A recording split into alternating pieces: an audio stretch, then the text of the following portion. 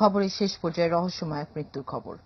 মৃত ব্যক্তিকে গোসল দেওয়ার সময় হঠাৎ জেগে উঠে তিনি পানি পান করলেন, কিন্তু তড়িঘড়ি করে হাসপাতালে নেয়ার পর চিকিৎসক বললেন অনেক আগেই তার মৃত্যু হয়েছে।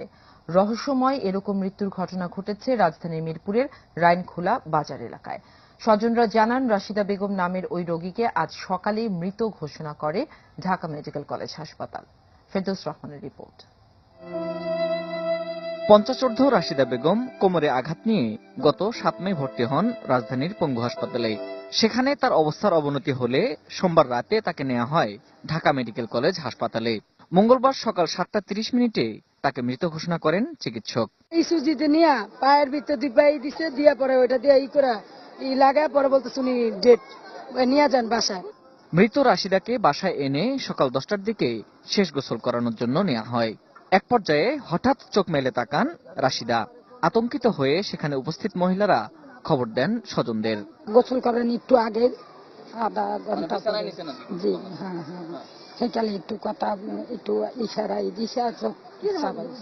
মহিলারা ঘুরতেছে তো নামকে কি হয়েছে যে ফুকিটা দেখে ওর বাইরে উঠে বহাইছে আমি আঙুল দিছি দেখে নিঃশ্বাস চলতেছে। যারা ধুলাই করবে তারা বলতেছে জামাই তো রাশিদা তো মরে নাই, গা অনেক জ্বর।